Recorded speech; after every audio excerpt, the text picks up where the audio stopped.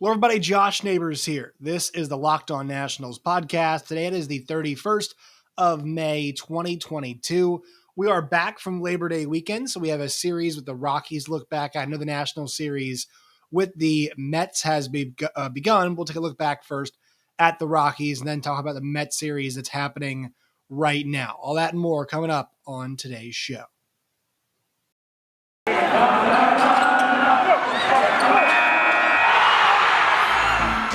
Locked On Nationals, your daily Washington Nationals podcast, part of the Locked On Podcast Network, your team every day.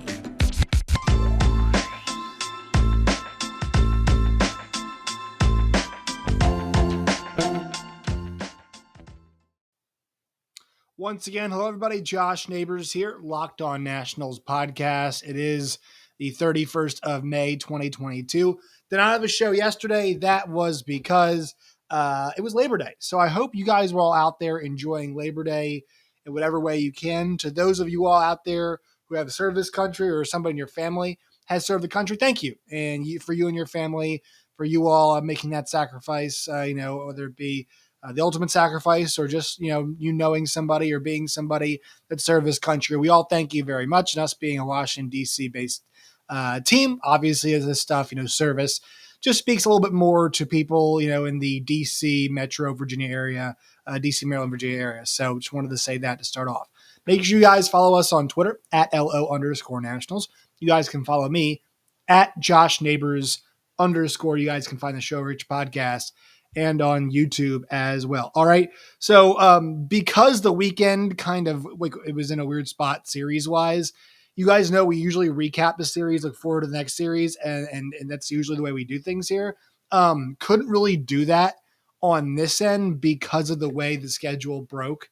So I will go through where the Nationals are. Then we'll take a look at the last three games in the Nationals and Rocky series because we didn't talk about those. And then talk about last night's game for the Nats. All right. So right now the Nationals are 18-32. They are 15 games back of the New York Mets. They are 5.5 back of the Braves. They are 3.5 back now of the Phillies. They are 3 back of the Marlins. They're 9-18 at home, 9-14 on the road. They have a minus 61 run differential. That really got cranked up last night because of their big loss. They've lost one. They're 5-5, so 500 in their last 10 games. So once again, the last 3 games of the Rockies series are the ones that we did not touch on. So we'll go back to those for the Nationals. But look, hey, the Nationals had a nice stretch where they won 4 or 5, and right now they have won 4 of their last 6. So let us visit that second game. It was kind of weird. The way this series ends up getting scheduled due to weather, it's kind of almost like the Nationals played a 4th game in the Dodgers series in a way, as opposed to like playing the 4 full with the Rockies. And here's what I mean by that. The game against the Rockies, the first one, took place on Thursday. The Nationals didn't play again until Saturday. So it's almost like that game kind of stood closer to the Dodger series than it did, the rest of each other. So it was almost kind of a break because they hit that doubleheader on Saturday. And the first game of the doubleheader for the Nationals was a 13-7 win where the offense was just fantastic. Everybody was really firing on all cylinders, especially the guys towards the back end. Hitters 5 through 9. It was Josh Bell 2 for 4, Michael Franco 2 for 5, Riley Adams was 1 for 3 with 3 runs scored, a couple walks as well. Victor Robles was 3 for 4, a career day for him with the 6 RBIs, and Alcides Escobar was 2 for 5. The Nationals as a whole were 8 for 15 with runners in scoring position, and this is also the last start made by one Aaron Sanchez. And when I mean last start, is the Nationals DFA'd him. Aaron Sanchez is no longer with the Washington Nationals, the Major League team, because he got DFA'd. And I guess we're not going to take a very fond look back at Aaron Sanchez's time. But look, this thing just wasn't going very well for him. 7 games pitched, 7 starts. He had a 3-3 record, which was pretty impressive somehow. But he had an 8.33 ERA, a 1.76 WHIP, in 31 in the third innings worked. And look, last year in 21 as a reliever in 35 innings, had a 3.06 ERA with a 1.33 whip.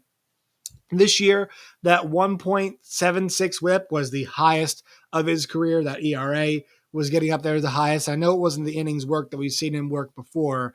This guy just coming off injuries, though, and just not able to hold it down. Did not look like the guy the Nationals maybe thought he could have been. And so because of that, they make the move and they send him down at this point in time. And also, that clears up his spots. The Nationals now have to kind of figure out what the situation is going to be. Right now, they still have him listed um, in the rotation right now. And so there's some speculation about who is going to be taking the next spot. We'll get to that in a little bit. But yeah, so for right now, he is gone. Not a great era, but hey, look, it was nice to have a day where the Nationals didn't really need the offense, and also they got some good crowds this weekend 20,000, 26,000, 25,000. The Nationals, it's pretty decent. We know that this is it's been a bad season, so the expectations and the attendance has not been great. All right, we'll hit game number 2 out of this weekend set in 1 second. But first, a quick word from our sponsors. Today's show is brought to you by our friends from Athletic Greens. Friends, if you guys want to start feeling better and feeling better immediately, Athletic Greens has got you covered. It promotes gut health. It promotes focus. It promotes, sleep as well. All of those things can be helped out when you guys try out Athletic Greens. It's lifestyle friendly. So whether you're keto, you're paleo, you're vegan, you're dairy free, you're gluten free, all that stuff is covered. It contains less than 1 gram of sugar, no GMOs, no nasty chemicals or artificial anything while still tasting good. It supports better sleep quality and recovery. It supports mental clarity and alertness. It's the one thing with the best things. Athletic Greens uses the best of the best products based on the latest science with constant product iterations and third-party testing. To make it easy, Athletic Greens will give you 1 free year supply of immune-supporting vitamin D and 5 free travel packs with your first purchase. All you have to do is visit athleticgreens.com/MLB network. Again, that's athleticgreens.com/MLB network to take ownership over your health and pick up the ultimate daily nutritional insurance. Once again, that is our friends at Athletic Greens. All right, folks. So as we move forward into the show, once again, 13-7, awesome day for the offense. Really good, at least the first part of the day was awesome for the offense, and that was good to see. The home run from Robles, a couple singles, career day for him, and it's good to see somebody at the bottom of the order, especially a guy that there's just been so much, talk about, for the Nationals. All right, the night game, a 3-2 loss in which it was a really strong Yoan Adon start. 6 hits, 2 runs unearned, 2 walks, and 3 Ks on 89 pitches. Kyle Finnegan gets the loss, though, because he gives up a run, that one of the rougher starts or appearances we've seen for him in a little bit. But they were facing against Charlie, I think it's Chad Kuhl, I forgot how they pronounce that. He pitched really well in this game with the Rockies, 6 to the third, 7 hits, 2 runs. Both earned 1 walk and 7 Ks over 95 pitches. Kinley and Bard come in and finish the deal. The Nationals in this game, y'all, 1 for 16 with runners in scoring position. That's all you have to know. 0 for 3 for Bell. 0 for 1 for D. Strange Gordon. 1 for 2 for Nelson Cruz. 0 for 2 for Soto. 0 for 1 for Hernandez. 0 for 2 for the other Hernandez. 0 for 3 for Ruiz. And 0 for 2 for Robles. This was a game the Nationals created that traffic that you wanted to see, just did not capitalize on it at all. And this was a game where that Juan Soto batting average dipped below 230, which was pretty crazy to see. Actually, the video that we did a little bit while ago, the one about the Juan Soto trade packages, it's really been picking up steam. If y'all haven't checked that out, go and check that out now, because a lot of people have been interacting on that. Give your all's thoughts on that as well. I would just say this, that, people are saying, oh, he's having a down year right now. Do we really think, does anybody out there really want to bet on Juan Soto having bad play continuing? Does anybody really want to be in that spot where they're trying to assume that's going to continue? Look, it's been a rough start to the year for that. We can all admit that. Does anybody really out there though think this will persist? I sincerely doubt that.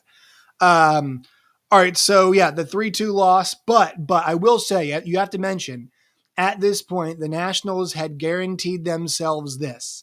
They were not going to lose this series, and they have not been able to say that about their previous 7 series. So the Nationals, while they were 17-31 at that point, while things were not looking good, they could finally say they weren't going to lose that series. They lost the Dodgers series before that, lost the Milwaukee series, it's 2, Miami's 3, Houston's 4, Mets are 5, Angels are 6. The Rockies, are 7. The last one they had was that series against the San Francisco Giants, which they were able to get the win in. All right, so that took us to the final game of the series on Sunday, May 29th.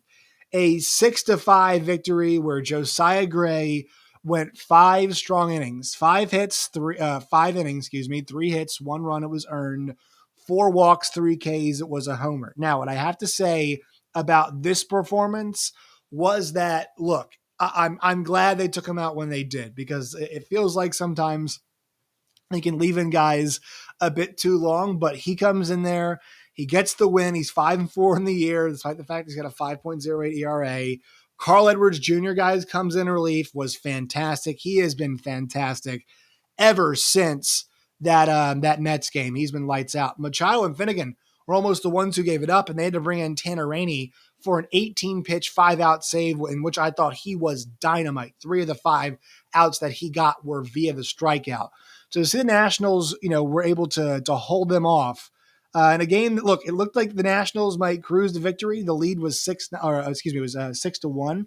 The first pitch of the game goes deep. Charlie Blackmon puts it over the wall, and you're thinking, oh no, here we go. After that, Josiah Gray settles in, does not surrender a run the rest of the way. The Nationals get a homer from Juan Soto to make it 2-1 after the bottom of the first. Then Escobar, he scores on an error from second. Cesar Hernandez drives in a run. It's 4-1. Lane Thomas goes 419 feet to drive in 2, but the Rockies get a couple back. They get 4 back, not a couple. They get 4 back in the 7th and the 8th combined, and it made it 6-5. But we saw Tanner Rainey come in, get the outs he had to get the Nationals a win, and that got the Nats to the vaunted 18-31, because it had us all really talking as we head into the Mets series.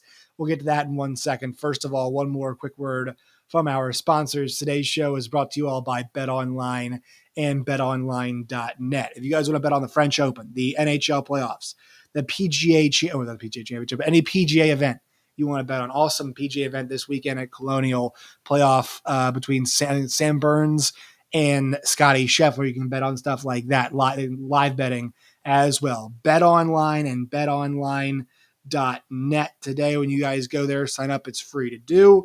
Once again, Bet Online. It is where the game starts.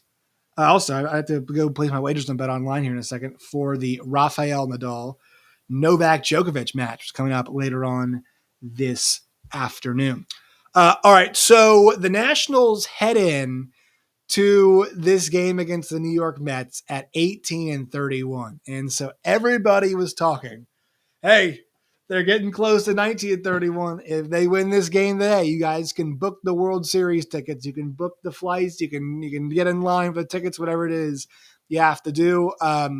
And so that created for a really interesting, game, last night. This thing started off looking really good. 3 runs from the Nationals in the top of the first, and then the Mets put up 2, 4, 3, and 3 in the next 4 innings. By the time that we got to the end of the 4th in New York City, our score was 12-3. So in this game, y'all, let's see if they have the excuse me. Oh, got crazy there. The official time. Looking for the official time on this, so you can find the official notes. This game took over 4 hours, man. I mean, this is well over 3 hours. This was not a slow game of baseball, and because of that, it was difficult to watch. But it was nice to see the Nationals get off to a fun offensive start. I will say the one team that really has given Eric Fetty a lot of problems has been the New York Mets rather.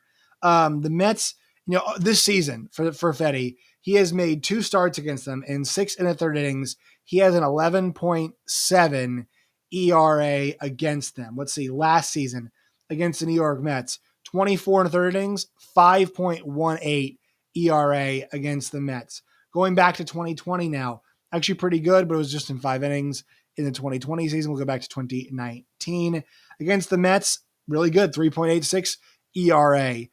So you're seeing more as of late. Eric Fetty has struggled with them. 8.10 in 3 1/3 innings back in 18, and then in 17 we'll see how he did against the Mets. 6 innings, 7.5 ERA. So Eric Fetty has not done the best against the New York Mets. It is the team, besides Arizona, that he has the worst ERA against. That's because the one game against Arizona.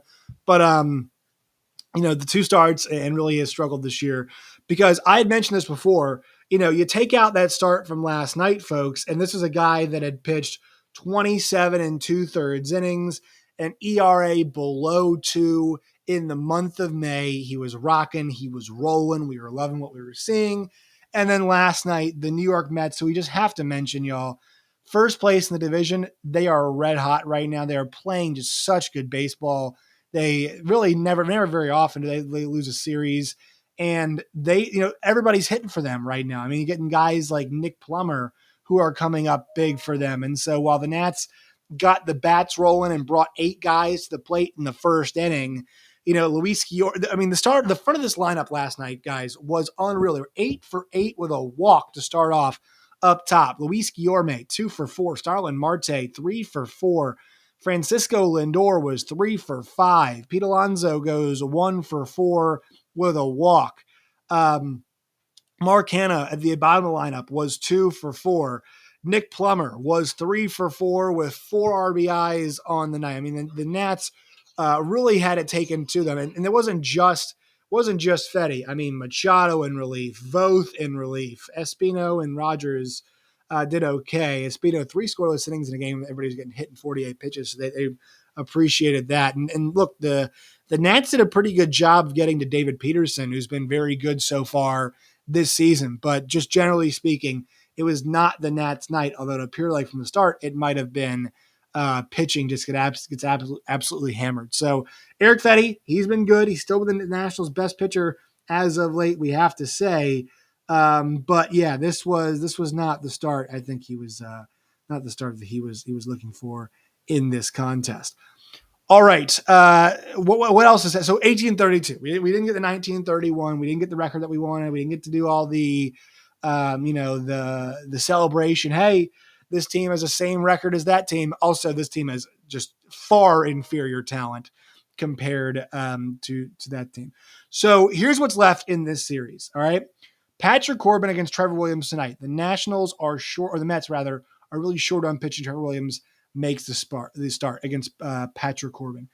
Right now, Evan Lee is the one on ESPN who is scheduled to make the start against the New York Mets on Wednesday. Now, the Nats have brought him up. He is ready to go for Wednesday. It looks like the plan. These things can change. We know they change all the time. But it looks like Evan Lee is going to be the man. He will bypass AAA. He will come straight up from AA Harrisburg. The 24-year-old is set to make his big league debut. He is set to do it in New York City, set to do it at Citi Field against what has been a really, really good New York Mets lineup. So I think that we have to temper our expectations as we head towards his start, but it's always exciting to see guys come up and have a chance to make a big league start this year. He's 0-3, but he's got a 3.60 ERA in 30 innings pitched, 37 strikeouts with a 1.33 whip on the year. So Evan Lee, the 24-year-old, is set to make the start. We'll see how long of a leash he has. I doubt it's going to be a very long one, but last night, after Eric Fetty takes a pummeling, they need to get somebody in there. They need some help because they had to reach into the bullpen more than we thought they would. And also they got rid of Aaron Sanchez. So that is coming down the pike, but exciting stuff for Evan Lee and his family. Get to see that. His family, as one Brian Kelly would say, coach of the LSU Tigers.